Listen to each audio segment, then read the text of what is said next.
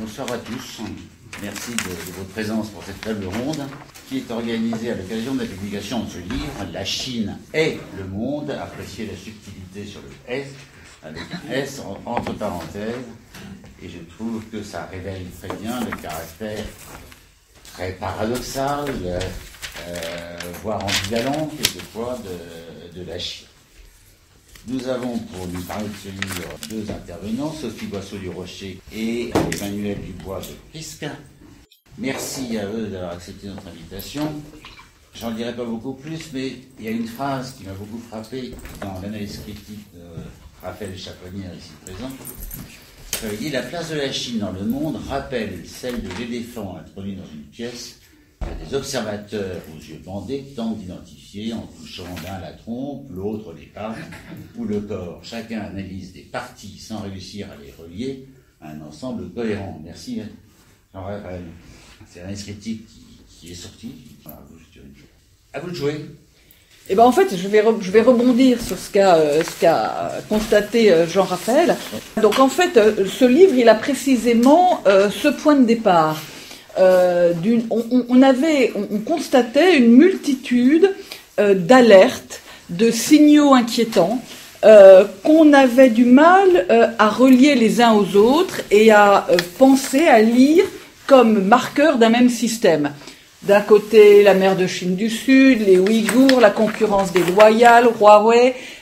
Voilà, il y avait plein de choses qui nous troublaient, c'est-à-dire qu'à chaque fois qu'on se penchait un peu plus profondément sur le signal, on sentait une certaine gêne, une confusion, parfois même une anxiété, mais on n'arrivait pas à dire pourquoi. Voilà. Donc, en fait, on s'est interrogé sur l'origine de cette difficulté à appréhender la Chine aujourd'hui, la Chine avec le monde, la Chine dans le monde. Au fond, on est parti du point de départ qu'on avait du mal à comprendre le logiciel chinois, alors qu'on observe évidemment une importance de plus en plus structurante de ce logiciel sur nos propres modes de vie. Il y a d'une part les effets, je dirais, du débordement chinois, c'est-à-dire que la Chine, en croissant, déborde de ses frontières et déborde de plus en plus sur nous. C'est un effet, je dirais, presque naturel de la masse chinoise. Et puis, il y a d'autre part, je dirais, un effet presque mécanique, hein. Et puis, il y a d'autre part les effets d'une politique très proactive de Pékin. Et là, effectivement, on voit une rupture très nette depuis l'arrivée au pouvoir de Xi Jinping, avec un discours plus revendicatif qui marque en fait le début d'une ère nouvelle pour la Chine dans le monde. Et par effet de ricochet, pour l'ordre international lui-même.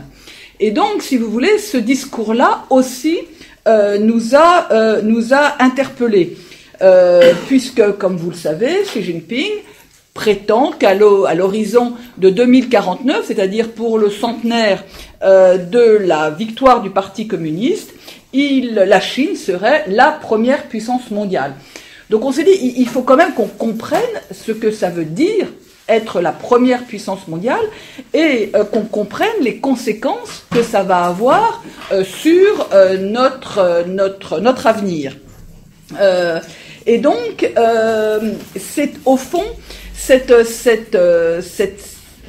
à partir de ce détour-là que nous avons appréhendé notre objet, qui est donc les effets du débordement chinois sur le système mondial. On a assez vite compris que ces alertes, qu'on avait donc, comme je le disais, du mal à relier les unes avec les autres, faisaient pourtant partie d'un même système. Et c'est donc ce système que nous avons voulu explorer. Parce qu'au fond, on s'est dit, mais on ne connaît pas bien ce système, on ne connaît pas bien ce logiciel spécifique. Que savons-nous de la façon dont la Chine aborde le monde ? Sur quel mode? Il ne s'agit pas de politique étrangère chinoise, il s'agit de la façon dont la Chine aborde le monde. Avec quelle perception, avec quelles intentions. Et donc, ce titre, qui paraît effectivement incompréhensible, je dirais, de prime abord, résume au final assez bien cette double clé qui nous a semblé nécessaire, qui nous semble nécessaire d'avoir à l'esprit pour appréhender le rapport de la Chine au monde. Une double clé parce que, d'une part, la Chine, comme on le disait, est un État comme les autres. La Chine fait partie du système des Nations Unies, c'est un État normal, et donc elle cherche, comme les autres États, et c'est normal, à optimiser son intérêt national.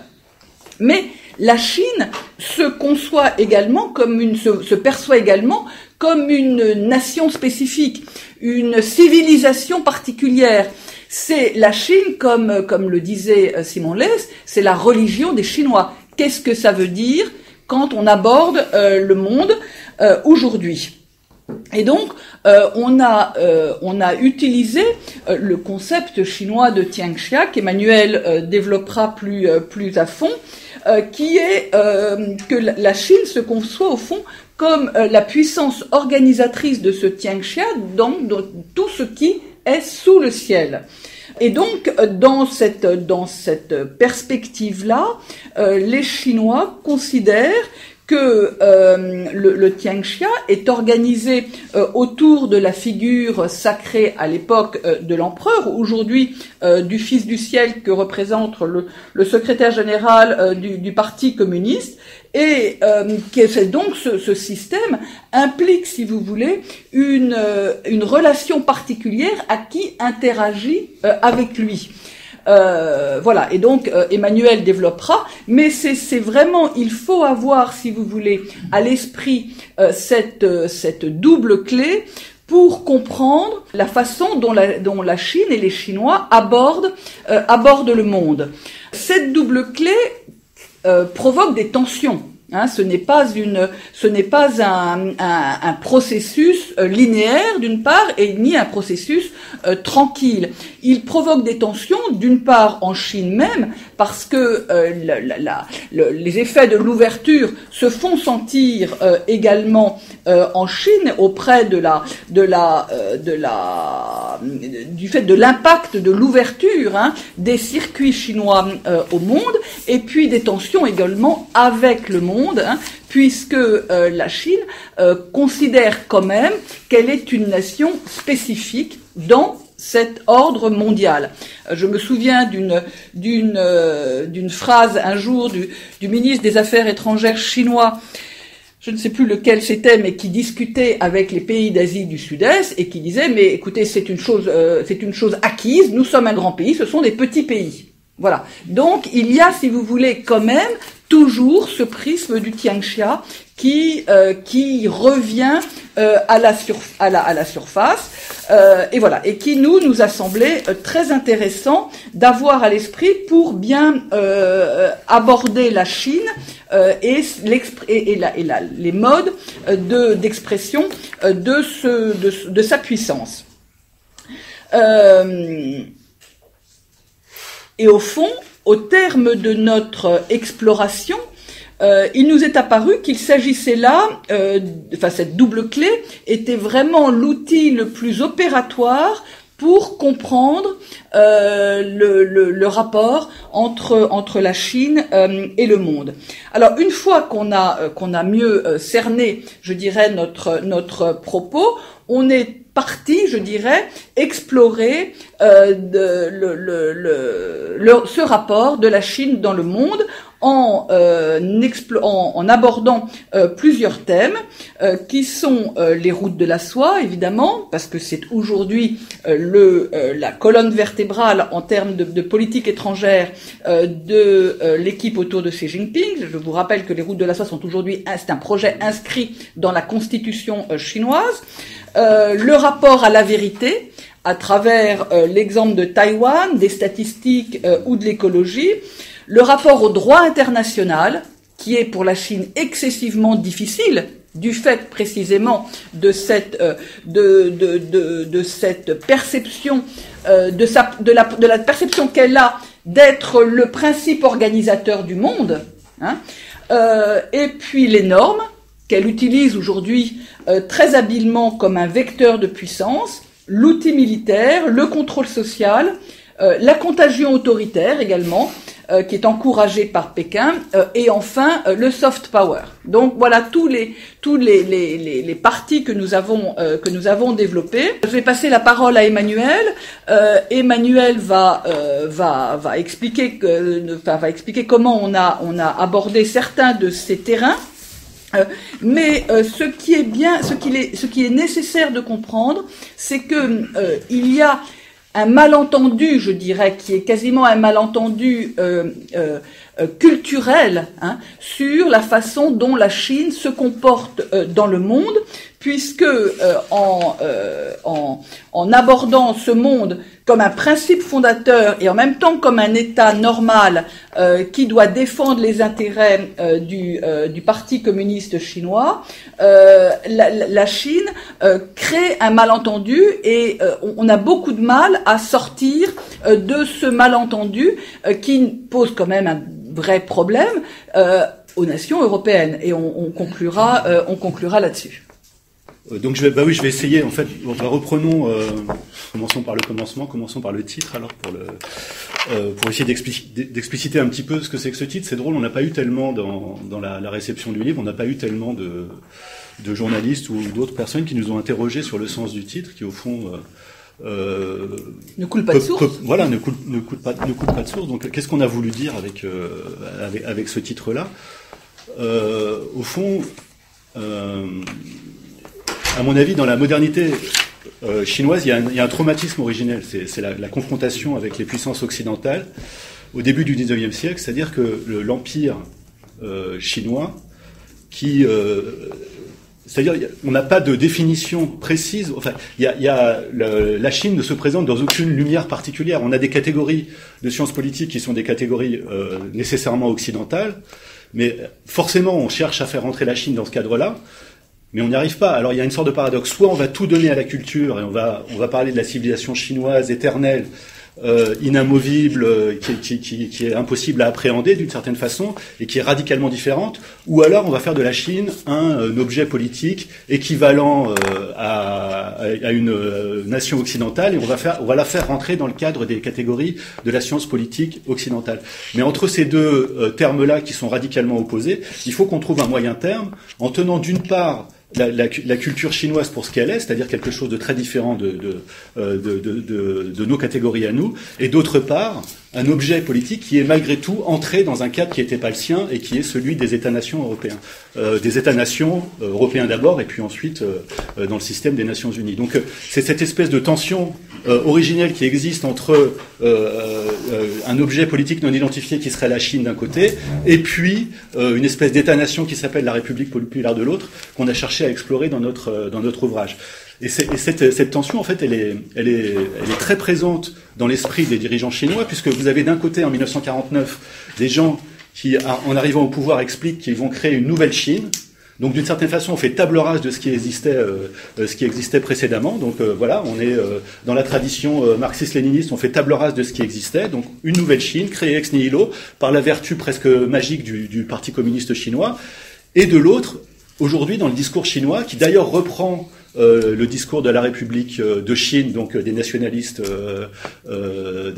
qui ont précédé le Parti communiste, donc jusqu'en 1949, c'est-à-dire la restauration de la Chine, avec une parenthèse, on en parlait tout à l'heure, une parenthèse occidentalo-centrée qu'il faudrait refermer, mais sans chercher à comprendre ce qu'a été véritablement cette parenthèse. Donc vous avez d'un côté une Chine impériale qu'il faut comprendre selon ses propres termes, avec cette idée de restauration qui aujourd'hui anime le Parti communiste chinois, et de l'autre, un État-nation qui du passé aurait fait table rase. Donc comment est-ce que ces deux choses-là tiennent ensemble? Donc ça, c'est un mystère. Donc revenons à cette restauration de la Chine impériale telle que le Parti communiste la met aujourd'hui en avant. Il faut voir que ça, c'était pas par rapport au système westphalien qui s'est mis en place au XVIIe en Europe, on est dans un système qui est complètement différent. C'est-à-dire qu'en 1648, d'une certaine façon, les États européens ont accepté de limiter leur pouvoir, de le territorialiser.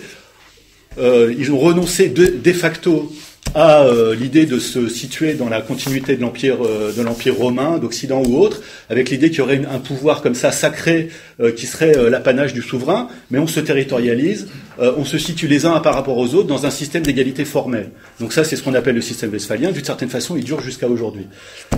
Le système chinois, c'est pas ça du tout. On est dans un système complètement différent, avec un empereur qui est aussi un souverain, un maître des sacrifices, donc c'est-à-dire qu'il y a un pouvoir qui est de nature religieuse et qui d'une certaine façon par son action rituelle produit le monde. C'est-à-dire il produit le monde, ça s'arrête pas aux frontières de l'empire, ça concerne aussi les barbares.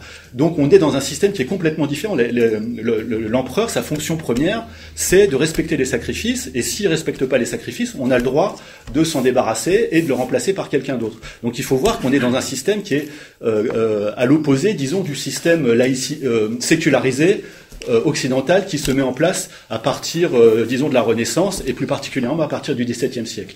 Et donc, si on prend au sérieux, comme on a le droit de le faire puisque c'est le discours du Parti communiste, cette volonté de restauration, on voit que le Parti communiste Xi Jinping le premier fait de plus en plus référence aux classiques chinois, à la pratique politique chinoise qui est très ancienne, qui remonte selon les Chinois eux-mêmes à 5000 ans. Bon, dans la réalité, c'est sans doute beaucoup moins, bien sûr, mais il y a des textes qui sont très anciens sur lesquels s'appuie le parti aujourd'hui et qui informent de façon très puissante les discours du Parti communiste aujourd'hui. Donc, si on veut essayer de comprendre, de rassembler les différents signaux dont parlait Sophie, et si on veut essayer de comprendre ce que fait le parti aujourd'hui, on est obligé de s'intéresser concrètement à ce que ça veut dire pour l'action de la Chine aujourd'hui. Donc, dans le livre, on a essayé d'explorer un certain nombre de domaines dans lesquels, disons, je sais pas comment l'appeler, cet ADN, quelque chose de structurant, quelque chose qui structurait l'action de la Chine. On parle en termes d'ADN, c'est un peu curieux, mais disons une sorte de surmoi impérial qui existerait dans la Chine d'aujourd'hui. Comment est-ce que ça se traduit concrètement dans un certain nombre de domaines? Donc là, il y en a beaucoup dans le livre, mais on va prendre 4 exemples qui me semblent assez parlants. Le premier, ça sera les rapports du civil et du militaire. Le deuxième, ce sera le soft power, le concept américain de soft power, je reviendrai dessus. Le troisième, c'est la façon dont la Chine aborde la question des statistiques, qui est à mon avis une question très importante. Et le dernier, c'est le système de crédit social, donc la façon dont le Parti communiste prévoit d'évaluer les citoyens. Voilà, donc commençons par le civil et le militaire. Alors ce qui est tout à fait troublant, en fait, aujourd'hui, c'est de voir que dans le discours chinois, la Chine insiste beaucoup sur le fait qu'elle est pacifique, que la Chine aurait une sorte d'ADN pacifique. Xi Jinping a dit ça, Li Keqiang a dit ça, et alors que les Occidentaux, pour leur part, eux, seraient naturellement agressifs parce qu'ils seraient d'une essence presque différente. Ça correspond à quelque chose de très ancien dans les discours, dans les traités militaires, ou en tout cas qui traitent de la question de la guerre chinoise, de très ancien. On dit d'une certaine façon, la guerre, c'est une situation anormale. Il n'y a pas d'éthos guerrier à proprement parler en Chine. Dans le Hanfeize, qui est le texte fondateur du mouvement qu'on appelle légiste en Chine, qui était à l'origine de la création de l'unification de l'empire au IIIe siècle avant Jésus-Christ, il y a une petite anecdote où en fait Confucius loue quelqu'un qui en fait fuit la guerre parce que si on se fait tuer à la guerre, on peut plus honorer ses ancêtres, on peut plus faire preuve de piété filiale. Donc l'éthos guerrier chevaleresque propre à l'Occident est complètement absent de la Chine. Il n'y a aucune gloire à se faire tuer au combat parce que c'est abandonner ses ancêtres, c'est abandonner la lignée, et ce qui compte c'est de rester en vie pour faire vivre la lignée. Donc on n'a pas, d'autant plus, donc ça c'est une première chose, et d'autant plus que le but en fait et la fonction première de l'empereur et de la politique, c'est de maintenir la paix et d'éviter la discorde. Donc comment est-ce qu'on rend compatible ce discours, disons, pacifiste de l'Empire et du parti aujourd'hui, et la réalité de l'Empire qui était des guerres, mais d'une violence dont on n'a pas idée. Enfin, je veux dire, les Chinois ont inventé l'arbalète 1000 ans avant les Occidentaux. L'arbalète, ça traversait n'importe quel bouclier, n'importe quel défense, et vous aviez des combats au moment de l'unification de l'Empire, au moment des royaumes combattants, qui faisaient des centaines de milliers de morts. On égorgeait les vaincus. C'était d'une ampleur dont on n'a pas idée en Occident jusqu'à, la bataille de Lépante à la fin du XVIe siècle. À ce moment-là, il y a eu en Occident des batailles qui mettaient en branle des masses humaines gigantesques, mais en Chine, c'était bien avant, au IIIe siècle. Donc il y avait à la fois un discours extrêmement pacifiste qui ne mettait pas en avant le fait de se battre, et de l'autre une violence absolument incroyable. Donc comment est-ce qu'on explique une chose pareille? Ce qu'on essaye de montrer dans l'ouvrage, c'est qu'il y a une forme de réversibilité du civil et du militaire en Chine. C'est-à-dire que au fond, tout est civil et tout est militaire. Il n'y a pas un domaine spécifique du militaire en Chine.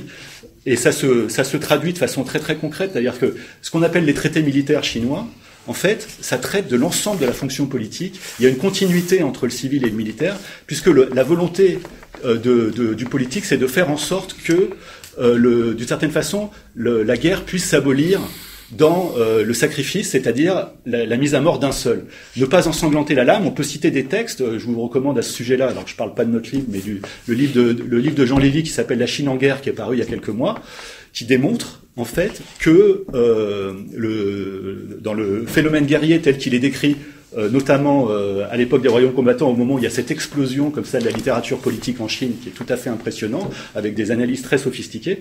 Le but, en fait, de l'action guerrière, c'est de faire en sorte qu'elle s'abolisse dans le sacrifice d'un seul. C'est-à-dire qu'on puisse désigner comme ça quelqu'un qui serait le fauteur de troubles, responsable du mal de la communauté, et par la mise à mort duquel on vient restaurer l'harmonie au sein du groupe. C'est tout à fait symptomatique de la façon dont la Chine traite le phénomène guerrier, et on voit qu'aujourd'hui, dans les discours du Parti communiste, c'est exactement ça, c'est-à-dire qu'on va dire que le responsable du désordre, c'est par exemple les séparatistes taïwanais, ils marchent à l'envers de l'histoire. Et si on arrive à faire en sorte que la communauté internationale se rassemble contre cette petite minorité, on va restaurer l'ordre et on va éviter le conflit. Donc, quand les Européens disent que la Chine est un rival systémique, pour les Chinois, il n'y a rien de pire que ça, parce que l'idée qu'il y aurait un rival, ce serait qu'il y aurait en fait plusieurs empereurs qui se battraient pour l'hégémonie, et à ce moment-là, il faut qu'il y en ait un des deux qui meure, pour qu'il en reste un seul, et que le deuxième, enfin celui qui meurt, soit considéré comme le fauteur de troubles. C'est ce qu'on appelle une ordalie au fond, c'est-à-dire que vous avez deux personnes qui s'opposent l'une à l'autre, et puis on va en mettre une à mort, et celle qui reste, eh ben c'est celle qui aura eu raison, qui aura la justice pour elle.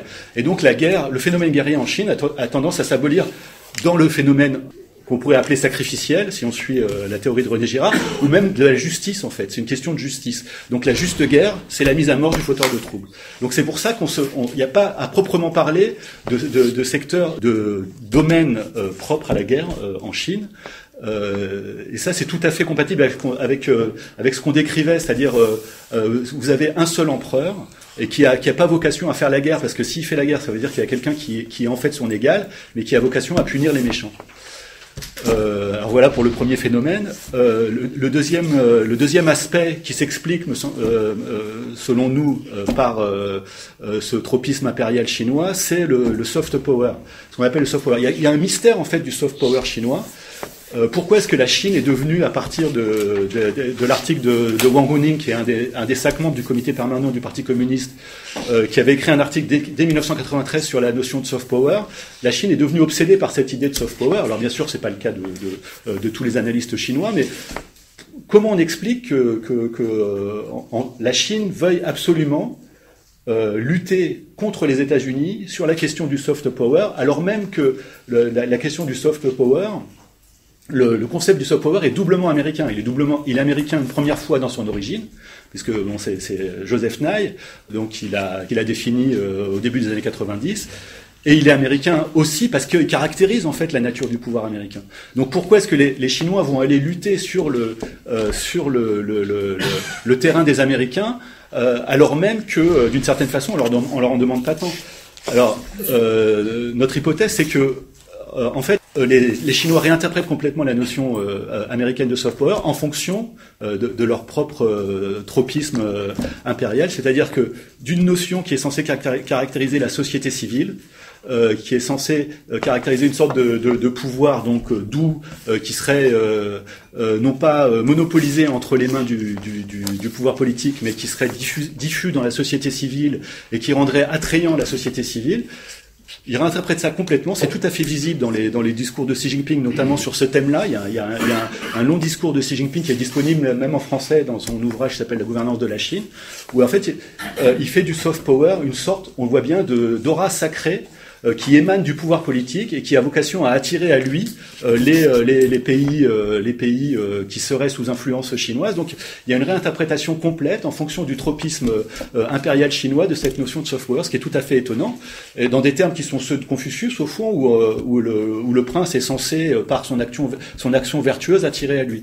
Mais ça correspond pas du tout à l'idée de soft power américaine. Alors bien sûr, ils ont le droit de réinterpréter ça, mais c'est tout à fait frappant. Alors il y a un autre niveau à mon avis qui est aussi frappant, c'est qu'il y a une sorte d'énigme du point de vue des Chinois, c'est-à-dire pourquoi est-ce qu'aujourd'hui le monde et la Chine elle-même, la société civile chinoise et les dirigeants chinois eux-mêmes sont à ce point aimantés par le modèle américain. On voit bien que aujourd'hui, au sein de l'élite chinoise, les gens placent ce qu'ils ont de plus cher, c'est-à-dire leurs enfants et leur argent aux États-Unis.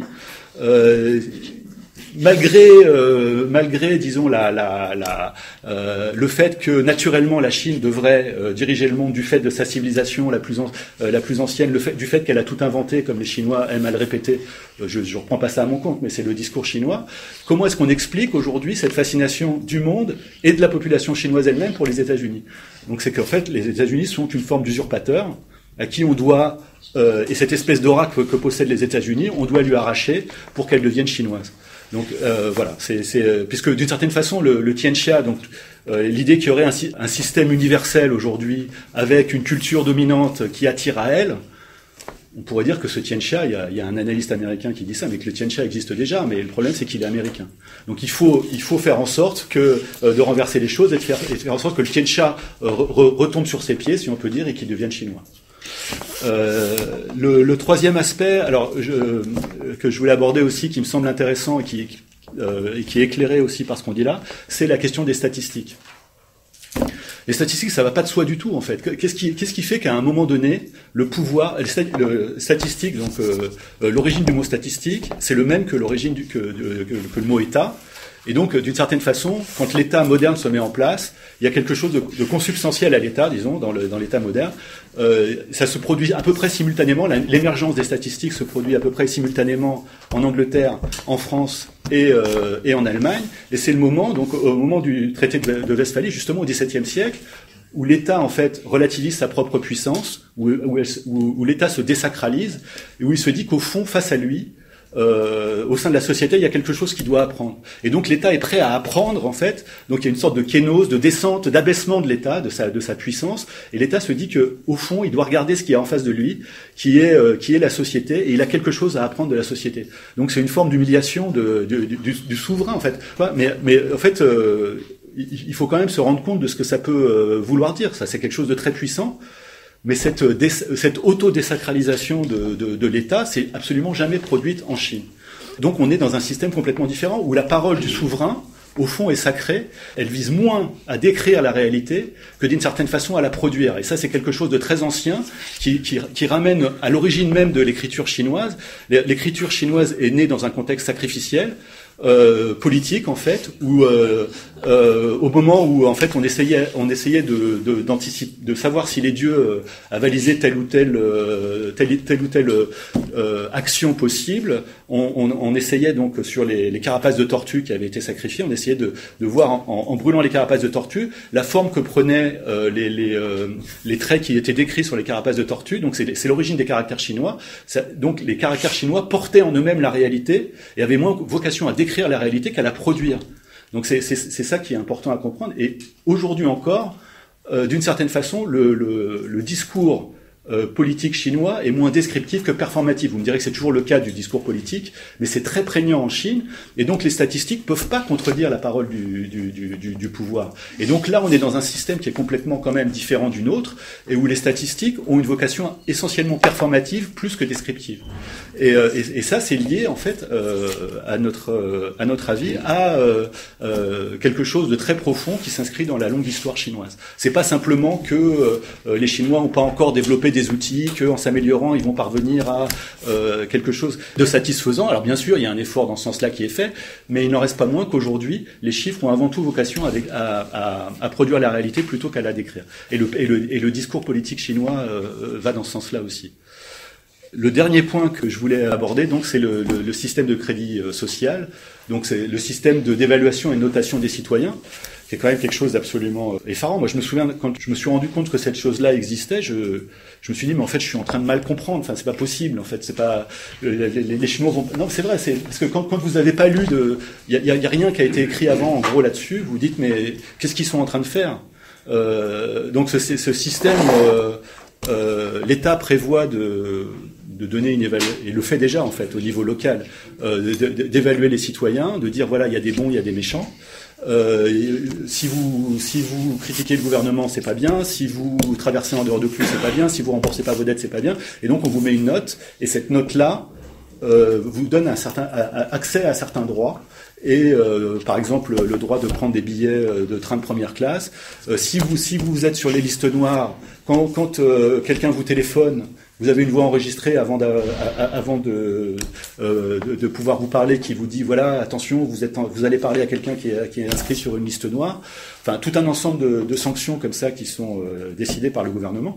Et là, donc, on se dit qu'on est dans un système qui est complètement différent du nôtre. D'une certaine façon, nous, on passe notre temps à évaluer les gouvernements, à les juger, à les considérer. Et en Chine, on est dans un système complètement inverse, où le jugement final sur les individus est porté par le pouvoir politique.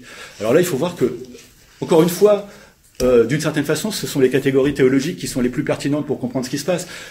En système judéo-chrétien, si j'ose parler comme ça, celui qui sonde les reins et les cœurs, c'est Dieu, et personne d'autre que Dieu, et le pouvoir politique est pas habilité d'une certaine façon à porter un jugement définitif sur la personne. D'ailleurs, on voit la disparition des peines infamantes qui progressivement donc ont disparu dans la modernité, alors qu'en Chine, la peine infamante, qui avait tendance à disparaître sous l'effet peut-être d'une certaine modernité occidentale, est en train de revenir. Donc sous une forme numérique peut-être, mais la peine infamante, alors on n'en est pas à mettre à mort les gens publiquement comme c'était le cas il y a encore 30 ou 40 ans en Chine. Mais on voit que les procès sont filmés, que les gens qui se comportent mal d'une façon ou d'une autre sont cloués au pilori, donc ouvertement. Donc on voit bien que là, il y a quelque chose quand même qui est lié à la nature politico-religieuse de l'État chinois, qui est en train de se remettre en place, alors que l'influence occidentale est de plus en plus discréditée en Chine. Donc là, on est dans un système qui est complètement différent et qu'il faut essayer de comprendre. Et je pense donc que c'est en fonction de en prenant en compte, disons, l'histoire longue chinoise qu'on peut le comprendre. Voilà. Il faut essayer de comprendre ce que peut vouloir dire dans le contexte actuel, comment tous ces éléments, en se mettant en place, seraient susceptibles de former un système. Alors le président Xi Jinping met en avant son rêve chinois. Quelle forme de rêve chinois nous attend sur la base de ces différents éléments? Sophie va essayer d'explorer cette question. Oui, parce qu'au fond, nous, ce qu'on s'est dit, c'est est-ce que il y a donc deux, comme vous avez compris, deux fleuves qui se rejoignent. D'une part, cette perspective historique du Tianxia, puis d'autre part, les intérêts très concrets du Parti communiste pour rester au fond au pouvoir. Et tout ça se rejoint dans un discours autour du rêve chinois. Et le rêve chinois, donc du fait de ces deux fleuves, a vocation à devenir universel. Donc, ça veut dire quoi, le rêve chinois pour nous? Ça voudra dire quoi? Pour nos valeurs, pour notre histoire, pour notre expérience, pour tout ce que nous avons, bâti. Et finalement, allons-nous être pris au piège du rêve chinois avec la densification des interdépendances. Enfin, la question mérite d'être posée. J'assistais hier aux 40 ans de l'IFRI et c'était véritablement le sujet sur la table. Au fond, on est bien d'accord que la mondialisation occidentale est en train de toucher à ses limites, qu'on va vers une mondialisation non occidentale. Est-elle pour autant une sino-mondialisation ? Voilà, donc ça, c'est véritablement, au fond, est-ce que le rêve chinois, c'est la restauration moderne du Tianxia, ou est-ce que le rêve chinois, ça pourrait être la Chine, grande puissance responsable? C'est ça qui nous pose problème. Ce qui nous a interrogés, ce n'est pas que la Chine devienne première puissance mondiale. Je dirais même qu'au vu de son histoire, au vu de sa puissance, au vu de son potentiel, c'est bien. Et puis au vu aussi des bêtises américaines, ça serait pas mal peut-être même. On est bien d'accord. Donc ce qui nous pose problème, ce n'est pas que la Chine, on n'a pas eu de parti pris idéologique. Mais ce qui nous pose problème, c'est ce système-là, quand même, ignore, méprise, met à bas notre propre histoire, nos propres règles, nos propres valeurs. Et c'est ça qui crée, si vous voulez, la nouvelle menace, d'après Bruno Le Maire hier, sur l'Europe. Hein, c'est qu'on se rend compte que l'histoire politique de l'Europe, qu'on la conteste ou qu'on y adhère, etc., mais l'histoire politique de l'Europe et l'histoire de ses débats, l'histoire de ses idées politiques est aujourd'hui en danger, et non pas, elle est en danger parce on se rend compte qu'elle est mortelle. C'est-à-dire qu'elle peut disparaître. Donc, qu'elle puisse se mélanger, je dirais, ne pose pas de, mais qu'elle puisse disparaître, c'est-à-dire que les sacrifices, à nouveau, ce qui a animé nos ancêtres depuis 15 siècles, disparaissent, notre expérience aussi. Hein, et nous, on a terminé, je vais revenir sur mon propos, mais on a terminé quand même sur l'Europe est précieuse Europe. Pourquoi ? Parce que ce qui nous a semblé extraordinaire quand même dans l'expérience européenne, c'est que nous avons décidé que celui que nous devions protéger, c'était le plus faible. Je vous la fais très rapide, hein, dans l'histoire de l'Europe. Et que le plus faible mérite qu'on le protège. Et que donc, il doit y avoir des normes, il doit y avoir du droit, etc. Hein, mais si le plus faible n'a pas à être protégé parce qu'il est coupable, parce qu'il s'est mal comporté, parce qu'il a traversé la rue, ça veut dire quoi? Qu'est-ce que ça va avoir comme conséquence pour nos enfants? Vous voyez, c'est cette évolution-là qui pose problème. Hein, on est vraiment dans une rupture historique. D'une part, il y a, je dirais, une transition traditionnelle du pouvoir, hein, qui est que, à nouveau, la Chine prend le relais de puissance finissante ou peut-être en déclin. Pourquoi pas, hein, mais ce pouvoir dispose en plus de nouveaux outils. Et donc, il y a une nouvelle diffusion du pouvoir grâce à la digitalisation, par exemple, etc. Donc, on se rend compte, si vous voulez, que ces nouveaux outils mettent en danger ce qui constitue les valeurs fondatrices de nos sociétés. Voilà. Alors, ce qui est vrai, c'est que aujourd'hui, on le voit bien, l'Europe est un peu le théâtre de concurrence, hein, entre les États-Unis et la Chine, et elle est aussi ce théâtre de concurrence parce qu'elle est aussi, je dirais, faible de ses faiblesses. Hein. Ça, c'est un point important, c'est-à-dire que la Chine n'est pas forte de ses forces, qu'elle n'est forte de nos faiblesses. Hein. Et si nous ne travaillons pas nous-mêmes sur nos faiblesses et sur nos déficiences en Europe, évidemment, que celles-ci seront exploitées. Je dirais, c'est la règle du jeu. Donc, il y a vraiment aujourd'hui, et hier, ça ressortait de façon très claire dans les différentes présentations qu'il y a eu, il y a véritablement une espèce de wake-up call, de réveil, pour que nous réfléchissions à notre projet européen et que nous revenions peut-être de façon plus claire à un projet politique. On se rend bien compte que le projet politique et les valeurs qui le fondent font aussi la gloire de l'Europe et que nous ne devons pas en permanence casser ce que nous avons, ce que des générations entières ont contribué à construire lentement. Et ça, je pense que c'est un point important. Je vais très vite, mais ce qui est important, c'est que l'Europe, du fait de son histoire et de l'évolution des idées politiques en son sein, l'Europe est devenue, je dirais, le modèle du multilatéralisme qui protège effectivement le plus faible.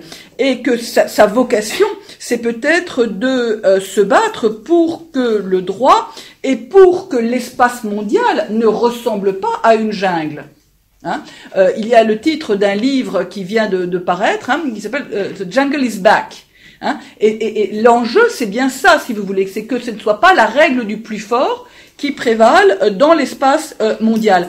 On va avoir le choix, et on le voit bien avec les États-Unis, qui pratiquent de façon violente le rapport de force. C'est le rapport de force contre le rapport de droit.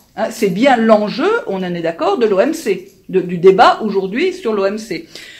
Voilà. Donc l'enjeu pour l'Europe, avec des États-Unis qui sont ceux qu'ils sont aujourd'hui, c'est plutôt que d'affronter cette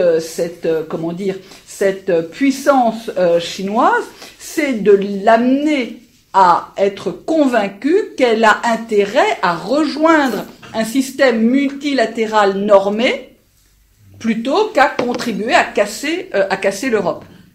Et c'est véritablement l'enjeu qu'a défendu, je pense, le président Macron lors de la visite du président Xi, et puis discussion qui avait quand même largement irrigué les négociations au sein de l'Europe, qui a produit pour la première fois donc une communication le 22 mars dernier, qualifiant la Chine de rival systémique et de concurrent stratégique, pour dire que voilà, il y avait une limite qu'il fallait respecter, et amener lentement, mais peut-être par une puissance de conviction, ce qui est un risque et ce qui n'est pas gagné, on est bien d'accord, et on n'est pas naïf, mais amener quand même la Chine à construire un système mondial plus inclusif et plus résilient, mais qui n'aura de toute façon pas les mêmes règles de grammaire que le système